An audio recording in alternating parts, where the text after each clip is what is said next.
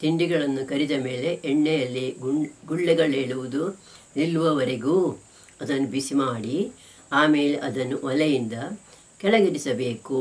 ಹೀಗೆ ಮಾಡುವುದರಿಂದ ಎಣ್ಣೆಯಲ್ಲಿರುವ ನೀರಿನ ಅಂಶವೆಲ್ಲ ಉಗಿಯಾಗಿ ಹೋಗುತ್ತದೆ. ಹೀಗೆ ಮಾಡದಿದ್ದರೆ ಎಣ್ಣೆಯಲ್ಲಿ ಉಳಿದಿರುವ ನೀರಿನ ಅಂಶದಿಂದಾಗಿ ಆ ಎಣ್ಣೆ ಕೆಲವೇ ದಿನಗಳಲ್ಲಿ ಕೆಟ್ಟು ಹೋಗಿ ಜಿಡ್ಡು ವಾಸನೆ ಬರಲು ತೊಡಗಿತು. ಆರಿದ ಮೇಲೆ ಕರಿದ ಎಣ್ಣೆಯನ್ನು ಒಂದು ಬಟ್ಟೆಯಲ್ಲಿ ಸೋಸಬೇಕು.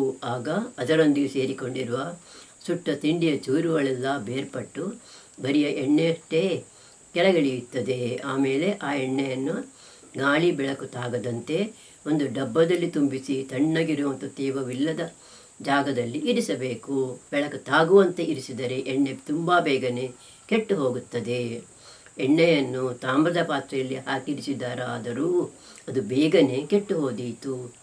ನೀರಿನಂಶದ ಹಾಗೆ ಉಪ್ಪಿನಂಶ ಎಣ್ಣೆಯಲ್ಲಿ ಸೇರಿಕೊಂಡಿದೆಯಾದರೂ ಅದು ಬೇಗನೆ ಕೆಟ್ಟು ಹೋಗುತ್ತದೆ. ತಿಂಡಿಗಳನ್ನು ಕರಿಯುವಲ್ಲಿ ಎಣ್ಣೆ 3 ಮುಖ್ಯ ಕೆಲಸಗಳನ್ನು ಮಾಡುತ್ತದೆ. ಮೊದಲನೇದಾಗಿ ಅದು ತಿಂಡಿಗೆ ಅವಶ್ಯವಿರುವ ಬಿಸಿ ಒಮ್ಮೆಗೆ ಮತ್ತು ಸಮಾನವಾಗಿ ಸಿಗುವಂತೆ ಮಾಡಿ ತಿಂಡಿ ಬೇಗನೆ ಬೇಯುವ ಹಾಗೆ ಮಾಡುತ್ತದೆ. ಎರಡನೇದಾಗಿ ಅದು ತಿಂಡಿಗೆ ಅದರದೇ ಆದ ಕೆಲವು ಆಹಾರಾಂಶಗಳನ್ನು ಸೇರಿಸುತ್ತದೆ. ಮೂರನೇದಾಗಿ ಅದು ತಿಂಡಿಗೆ ಅದರದೇ ಆದ ವಾಸನೆ ಮತ್ತು ರುಚಿ ಬರುವಂತೆ ಮಾಡುತ್ತದೆ. ಕರಿಯಲು ಎಣ್ಣೆಯನ್ನು ಆರಿಸಿಕೊಳ್ಳುವಾಗ ಈ 3 ಅಂಶಗಳನ್ನು ಮನಸ್ಸಿನಲ್ಲಿ ಇರಿಸಿಕೊಳ್ಳಬೇಕು. ಎಣ್ಣೆಯಲ್ಲಿ ಕರಿಯುತ್ತಿರುವಾಗ ಎಣ್ಣೆ ಹೆಚ್ಚು ಬಿಸಿಯಾಗಿ ಅದಕ್ಕೆ ಬೆಂಕಿ ಹಿಡಿದೆಯಾದರೆ ಅದರ ಮೇಲೆ ನೀರು ಹಾಕಬೇಡಿರಿ. ಬಿಸಿ ಎಣ್ಣೆಗೆ ನೀರು ಬಿದ್ದಾಗ ಅದು ಸುತ್ತಲೂ ಸಿಡಿದೀತು. ಎಣ್ಣೆ ಮೇಲೆ ಮುಚ್ಚಳ ಇರಿಸಲು ಸಾಧ್ಯವಾದರೆ ಹಾಗೆ ಮಾಡಿರಿ. ಇಲ್ಲವಾದರೆ ಬೇಕಿಂಗ್ ಸೋಡಾ ಇಲ್ಲವೇ ಉಪ್ಪನ್ನು ಉರಿಯುವ ಎಣ್ಣೆಯ ಮೇಲೆ ಚೆಲ್ಲಿರಿ. ಗಟ್ಟಿಯಾಗಿರುವ ಕರಿದ ತಿಂಡಿಗಳು. ನೂರಾರು ಬೇರೆ ಬೇರೆ ಬಗೆಯ ತಿಂಡಿಗಳನ್ನು ಎಣ್ಣೆಯಲ್ಲಿ ಇಲ್ಲವೇ ತುಪ್ಪದಲ್ಲಿ ಕರಿದು ಮಾಡಲಾಗುತ್ತದೆ. ಇವನ್ನೆಲ್ಲ ಒಂದೊಂದಾಗಿ ವಿವರಿಸ ಹೋದರೆ ಕರಿದ ತಿಂಡಿಗಳ ಕುರಿತಾಗಿ ಒಂದು ದೊಡ್ಡ ಪುಸ್ತಕವನ್ನೇ ಬರೆಯಬೇಕಾದೀತು. ಆದರೆ ಅವುಗಳ ಒಳಗುಟ್ಟನ್ನು ಅರಿಯಲು ಹೀಗೆ ಎಲ್ಲವನ್ನು ಬೇರೆ ಬೇರೆಯಾಗಿ ತಿಳಿದುಕೊಳ್ಳಬೇಕಾಗಿಲ್ಲ. ತುಂಬ ಮುಖ್ಯವಾಗಿರುವಂತಹ ಕೆಲವು ತಿಂಡಿಗಳನ್ನು ಮಾಡುವ ಬಗೆ ಹೇಗೆ ಎಂಬುದನ್ನು ಸರಿಯಾಗಿ ತಿಳಿದುಕೊಂಡರೂ ಸಾಕಾಗುತ್ತದೆ. ಉದಾಹರಣೆಗಾಗಿ ಉದ್ದಿನ ವಡೆಯನ್ನು ಮಾಡುವ ಬಗೆ ಹೇಗೆ ಎಂಬುದನ್ನು ತಿಳಿದುಕೊಂಡರೆ ಅದಕ್ಕಿಂತ ತುಸು ಬೇರಾಗಿರುವ 10-20 ಬೇರೆ ಬೇರೆ ಬಗೆಯ ವಡೆಗಳನ್ನು ನೀವೇ ಮಾಡಿಕೊಳ್ಳಬಲ್ಲಿರಿ. ಇದಲ್ಲದೆ ಯಾವ ಪುಸ್ತಕದಲ್ಲಿಯೂ ಒಡೆದೇ ಇರುವಂತಹ ಹೊಸ ಹೊಸ ರುಚಿಯ ವಡೆಗಳನ್ನು ನೀವೇ ಕಂಡುಹಿಡಿದು ತಯಾರಿಸಬಲ್ಲಿರಿ. ಕರಿದು ಮಾಡುವ ತಿಂಡಿಗಳಲ್ಲಿ ಕೆಲವು ಖಾರದ ತಿಂಡಿಗಳನ್ನು ಮತ್ತು ಇನ್ನು ಕೆಲವು ಸಿಹಿ ತಿಂಡಿಗಳನ್ನು ಕೆಳಗೆ ವಿವರಿಸಲಾಗಿದೆ. ಇದಲ್ಲದೆ ಅವುಗಳಲ್ಲಿ ಕೆಲವು ತಿಂಡಿಗಳ ಕೆಳಗೆ ಅಲ್ಪ ಸ್ವಲ್ಪ ವ್ಯತ್ಯಾಸಗಳೊಂದಿಗೆ ಸೇರಿಸಿಕೊಳ್ಳಬಲ್ಲ ಬೇರೆ ಕೆಲವು ತಿಂಡಿಗಳನ್ನು ತುಸು ಅಡಕವಾಗಿ ಎಂದರೆ ಅವಕ್ಕೂ ಮೇಲಿನವಕ್ಕೂ ನಡುವಿರುವ ಮುಖ್ಯ ವ್ಯತ್ಯಾಸಗಳೇನು ಎಂಬುದನ್ನು ತಿಳಿಸುವುದರ ಮೂಲಕ ವಿವರಿಸಲಾಗಿದೆ. ಖಾರದ ತಿಂಡಿಗಳು. ಚಕ್ಕುಲಿ.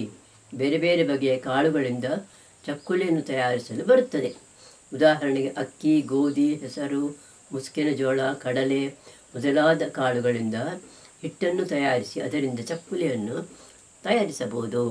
ಹೀಗೆ ಈ ಕಾಳುಗಳಲ್ಲಿ ಯಾವುದಾದರೂ ಒಂದನ್ನು ಮಾತ್ರವೇ ಬಳಸಿಕೊಳ್ಳುವ ಬದಲು 2 ಇಲ್ಲವೇ 3 ಬೇರೆ ಬೇರೆ ಕಾಳುಗಳನ್ನು ಒಟ್ಟಿಗೆ ಸೇರಿಸಿಯೂ ಚಕ್ಕುಲಿಯನ್ನು ತಯಾರಿಸಲು ಬರುತ್ತದೆ. ನಮ್ಮೂರಲ್ಲಿ ಸಾಮಾನ್ಯವಾಗಿ ಬೆಳ್ತಿಗೆ ಅಕ್ಕಿ ಮತ್ತು ಉದ್ದು ಈ 2 ಕಾಳುಗಳನ್ನು ಒಟ್ಟು ಸೇರಿಸಿ ಚಕ್ಕುಲಿಯನ್ನು ತಯಾರಿಸುವ ಬಳಕೆ ಇದೆ. 1 ಕಪ್ಪು ಉದ್ದಿನ ಹಿಟ್ಟಿಗೆ 2 ಇಲ್ಲವೇ 3 ಕಪ್ಪು ಅಕ್ಕಿ ಹಿಟ್ಟನ್ನು ಸೇರಿಸಿಕೊಂಡಿರಾದರೆ ಒಳ್ಳೆ ರುಚಿಯಾದ ಚಕ್ಕುಲಿ ತಯಾರಾಗುತ್ತದೆ. ಚಕ್ಕುಲಿಗೆ ಬೇಕಾಗುವಷ್ಟು ಬೆಳ್ತಿಗೆ ಅಕ್ಕಿಯನ್ನು ಮೊದಲು ಸರಿಯಾಗಿ ತೊಳೆದು ಬಿಸಿಲಿನಲ್ಲಿ ಒಣಗಿಸಿ ಆಮೇಲೆ ಹಿಟ್ಟು ಮಾಡಿಸಿಕೊಳ್ಳಬೇಕು ಮತ್ತು ಬೇಕಾಗುವಷ್ಟು ಉದ್ದಿನ ಬೇಳೆಯನ್ನು ಬಾಣಲೆಯಲ್ಲಿ ಹಾಕಿ ಚಿನ್ನದ ಬಣ್ಣ ಬರುವಂತೆ ಹುರಿದು ಆಮೇಲೆ ಅದನ್ನು ಹಿಟ್ಟು ಮಾಡಿಸಿಕೊಳ್ಳಬೇಕು. ಈ 2 ಪುಟ್ಟಿಗೆಟ್ಟುಗಳನ್ನು ಬೇರೆ ಬೇರೆಯಾಗಿ ಜರಡೆ ಹಿಡಿದು ನುಣ್ಣಗಿರುವ ಪುಡಿಯನ್ನು ಬೇರ್ಪಡಿಸಿ ಅದನ್ನಷ್ಟೇ ಚಕ್ಕುಲಿಗೆ ಬಳಸಬೇಕು. ಜರಡಿಯಲ್ಲಿ ಉಳಿದಿರುವ ಅಕ್ಕಿ ತರಿಯನ್ನು ದೋಸೆಗೆ ರುಬ್ಬುವಾಗ ಹಾಕಿಕೊಳ್ಳಬಹುದು, ಇಲ್ಲವೇ ಉಪ್ಪಿಟ್ಟು ಮಾಡಲು ಬಳಸಬಹುದು. ಉದ್ದಿನಬೇಳೆ ತರಿಯನ್ನು ಒಗ್ಗರಣೆಗೆ ಇಲ್ಲವೇ ಪಲ್ಯ ಮಾಡುವಾಗ ಬಳಸಿಕೊಳ್ಳಬಹುದು. ಒಂದು ಸ್ಟೇನ್ಲೆಸ್ ಸ್ಟೀಲ್ ಇಲ್ಲವೇ ಕಲಾಯಿ ಇರುವ ಪಾತ್ರೆಯಲ್ಲಿ 1 ಚಮಚ ಎಳ್ಳು, ಜೀರಿಗೆ, ಓಮ ಇವನ್ನು ತೆಗೆದುಕೊಳ್ಳಬೇಕು. ಇದಕ್ಕೆ ರುಚಿಗೆ ಬೇಕಾಗುವಷ್ಟು ಉಪ್ಪು ಮತ್ತು ಮೆಣಸಿನ ಪುಡಿ ಸೇರಿಸಿಕೊಳ್ಳಬೇಕು. ಸ್ವಲ್ಪ ನೀರು ಹಾಕಿ ಉಪ್ಪನ್ನು ಕರಗಿಸಿಕೊಂಡು ಅದರಲ್ಲಿ ಅಕ್ಕಿ ಮತ್ತು ಉದ್ದಿನ ಹಿಟ್ಟನ್ನು ಬೆರೆಸಬೇಕು. ಈ ಹಿಟ್ಟಿಗೆ 4 ಚಮಚ ಎಣ್ಣೆ ಇಲ್ಲವೇ ಸ್ವಲ್ಪ ಬಿಸಿ ಮಾಡಿ ಕರಗಿಸಿದ ಬೆಣ್ಣೆಯನ್ನು ಸೇರಿಸಬೇಕು. ಆಮೇಲೆ ಸಾಕಷ್ಟು ನೀರು ಹಾಕಿ ಹಿಟ್ಟನ್ನು ಚೆನ್ನಾಗಿ ಕಲಸಿ ನಾದಬೇಕು.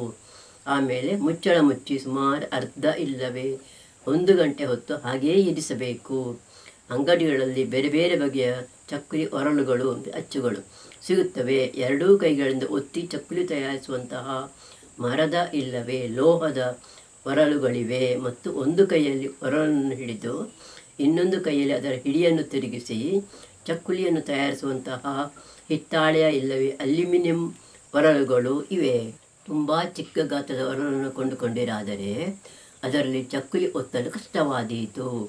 ತಿರುಗಣಿಯ ಒರಳಿನಲ್ಲಿ ಚಕ್ಕುಲಿಯನ್ನು ಒತ್ತುವುದೇನೋ ಸುಲಭ, ಆದರೆ ಅದರಲ್ಲಿ ಹಿಟ್ಟು ಮೇಲಕ್ಕೆ ಬರುವ ತೊಂದರೆ ಸ್ವಲ್ಪ ಇದೆ. ಹಿಟ್ಟನ್ನು ಒರಳಿನಲ್ಲಿ ಹಿಡಿಯುವಷ್ಟು ಚಿಕ್ಕ ಚಿಕ್ಕ ಉಂಡೆಗಳನ್ನಾಗಿ ಮಾಡಿ ಆಮೇಲೆ ಒಂದೊಂದನ್ನು ಚೆನ್ನಾಗಿ ನಾದಿ ಒರಳಿನಲ್ಲಿ ತುಂಬಿಸಿ ಬೇರೆ ಬೇರೆ ಚಕ್ಕುಲಿಗಳಾಗಿ ಒತ್ತಬೇಕು. ಇದನ್ನು ಪಾಲಿಥೀನ್ ಹಾಳೆಗಳ ಮೇಲೆ ಒತ್ತಿ ಇರಿಸಿದರಾದರೆ ಕರಿಯುವಾಗ ತೆಗೆಯುವುದು ಸುಲಭ. ಒಮ್ಮೆ ಕರಿಯಲು ಬೇಕಾಗುವಷ್ಟು ಚಕ್ಕುಲಿಗಳನ್ನಷ್ಟೇ ಒತ್ತಿ ಇರಿಸಿದರೆ ಸಾಕು. ಎಲ್ಲ ಹಿಟ್ಟನ್ನು ಒಮ್ಮೆಲೇ ಒತ್ತಿ ಇರಿಸಿದರಾದರೆ ಅವು ಗಾಳಿಗೆ ಒಣಗಿ ಹೋಗುತ್ತವೆ ಮತ್ತು ಚಕ್ಕುಲಿ ಸರಿಯಾದ ರುಚಿ ಬರುವುದಿಲ್ಲ. ಚಕ್ಕುಲಿಯನ್ನು ಕರಿಯಲು ಹೆಚ್ಚು ಬಿಸಿಯನ್ನು ಕೊಡಬಲ್ಲ ಎಣ್ಣೆ ಬೇಕಾಗುತ್ತದೆ. ಎಣ್ಣೆ ಚೆನ್ನಾಗಿ ಕಾದ ಮೇಲೆ ಒಂದೊಂದಾಗಿ ಚಕ್ಕುಲಿಯನ್ನು ಪಾಲಿಥೀನ್ ಹಾಳೆಯಿಂದ ತೆಗೆದು ಎಣ್ಣೆಯಲ್ಲಿ ಬಿಡಬೇಕು. ಬಾಣಲೆಯಲ್ಲಿ ಹಿಡಿಸುವಷ್ಟು ಚಕ್ಕುಲಿಗಳನ್ನು ಒಂದೇ ಬಾರಿ ಹಾಕಬಹುದಾದರೂ ಒಂದರ ಮೇಲೆ ಒಂದು ಬೀಳದಂತೆ ಹಾಕದಿರುವುದು ಒಳ್ಳೆಯದು. ಚಕ್ಕುಲಿಗಳು ಬೆಂದಂತೆ ತಳಬಿಟ್ಟು ಮೇಲೆ ಬರುತ್ತವೆ.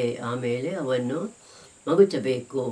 ಮೇಲೆ ಬರುವುದಕ್ಕೆ ಮೊದಲೇ ಅವನ್ನು ಸಟ್ಟುಗದಿಂದ ಎಬ್ಬಿಸಲು ಪ್ರಯತ್ನಿಸಿದರಾದರೆ ಅವು ಒಂದಕ್ಕೊಂದು ಅಂಟಿಕೊಳ್ಳುತ್ತವೆ ಮತ್ತು ಸರಿಯಾಗಿ ಬೇಯುವುದಿಲ್ಲ.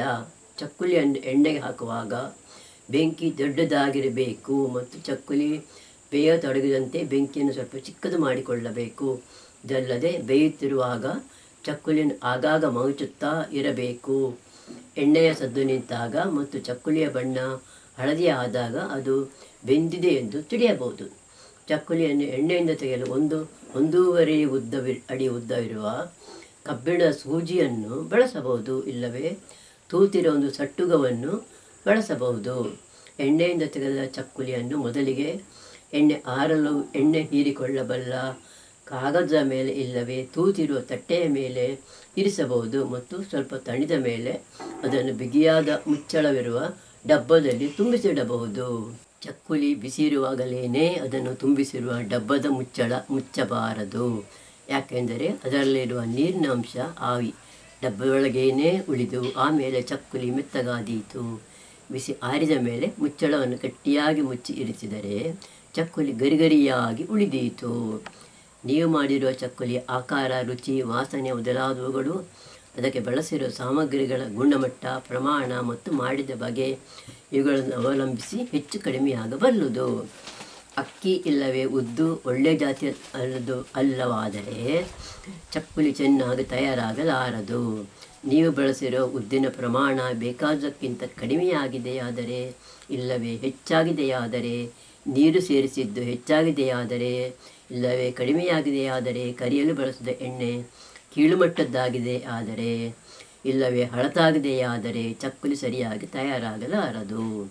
ಇವುಗಳಲ್ಲಿ ಹೆಚ್ಚಿನ ಅಂಶಗಳನ್ನು ಚಕ್ಕುಲಿಯನ್ನು ಶುರು ಮಾಡುವ ಮೊದಲೇ ಗಮನದಲ್ಲಿರಿಸಿಕೊಳ್ಳಬಹುದು. ಆದರೆ ಕೆಲವು ಅಂಶಗಳನ್ನು ಮಾಡುತ್ತಿರುವ ಚಕ್ಕುಲಿಯಲ್ಲಿ ಎಂತಹ ಕೊರತೆಗಳು ಕಾಣಿಸುತ್ತಿವೆ ಎಂಬುದರ ಮೇಲೆಯೂ ಸರಿಪಡಿಸಿಕೊಳ್ಳಬಹುದು. ಹಿಟ್ಟನ್ನು ಒತ್ತುವಾಗ ಚಕ್ಕುಲಿ ತುಂಡು ತುಂಡಾಗಿ ಬೀಳುತ್ತದೆ, ಆದರೆ ಅದಕ್ಕೆ ಸೇರಿಸಿರುವ ಉದ್ದಿನ ಪ್ರಮಾಣ ಕಡಿಮೆಯಾಗಿರುವುದು ಕಾರಣವಾಗಬಲ್ಲದು. ಇಂತಹ ಚಕ್ಕುಲಿಯನ್ನು ಕರಿದಾಗ ಅದು ಬಹಳ ಗಟ್ಟಿಯಾಗಿ ತಿನ್ನಲು ಕಷ್ಟವಾಗುತ್ತದೆ.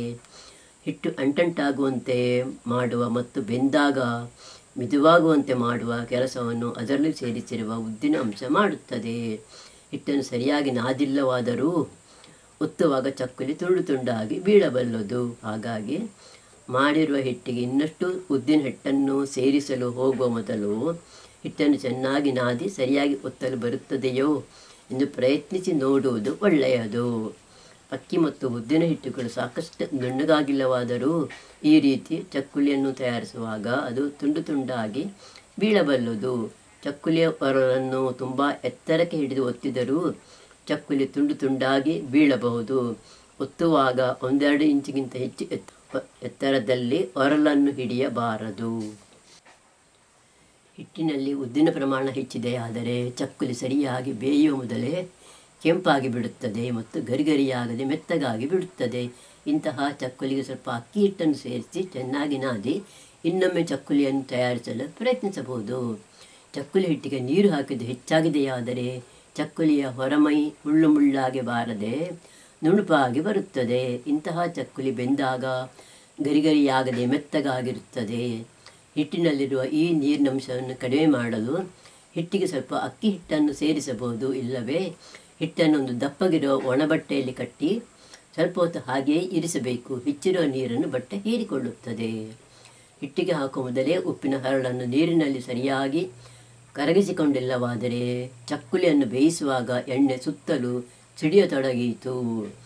ಹರಳು ಉಪ್ಪಿಗೆ ಬದಲಾಗಿ ಪುಡಿ ಉಪ್ಪನ್ನು ಬಳಸಿದರೆ ಈ ತೊಂದರೆ ಬರಲಾರದು.